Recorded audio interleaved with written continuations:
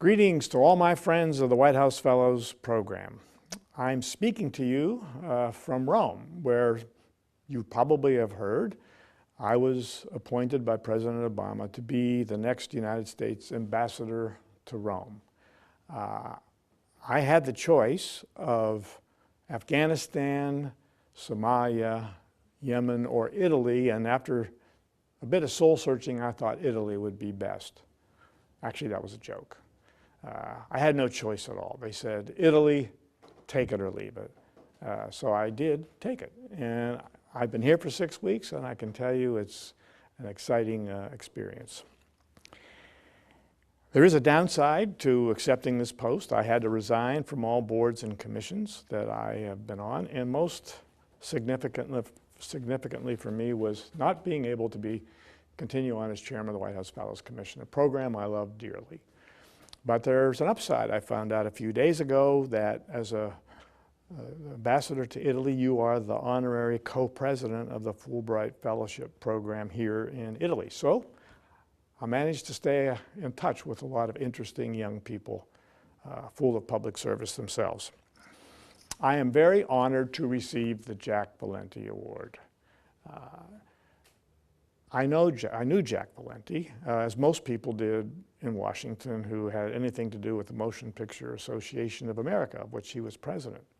There's also another interesting twist.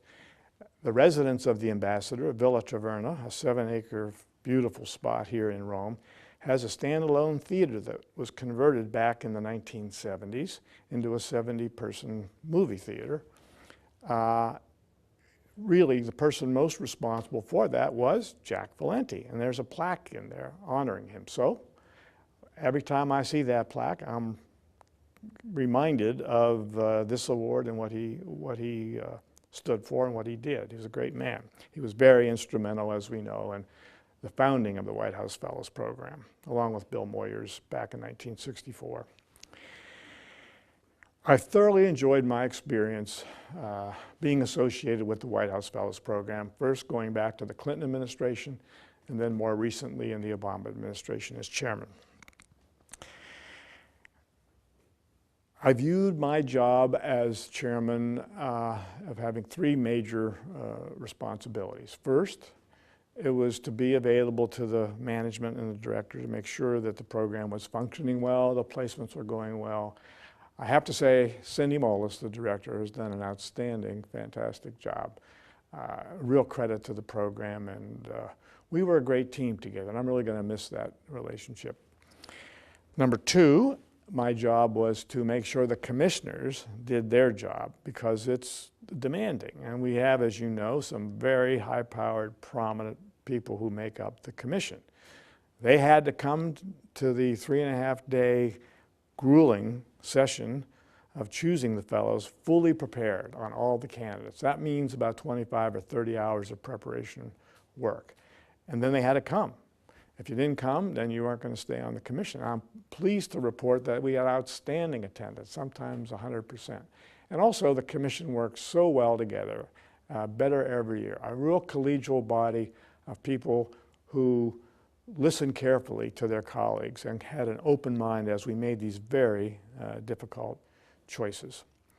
Thirdly, my responsibility as I viewed it, especially living in Washington, was to try to make the experience, the social experience for the fellows and their spouses, as good as it could be. And we used to have a welcoming reception every September when they arrived. I invited some of the most prominent people from Congress and the administration and from the media, and I would send out the bios of the fellows. And over the years, they would all look forward to coming and meeting the new class of fellows. And the common response usually was how humbled they felt when they read the very impressive resumes of this new class of people coming in for their 1 year of White House service and public service.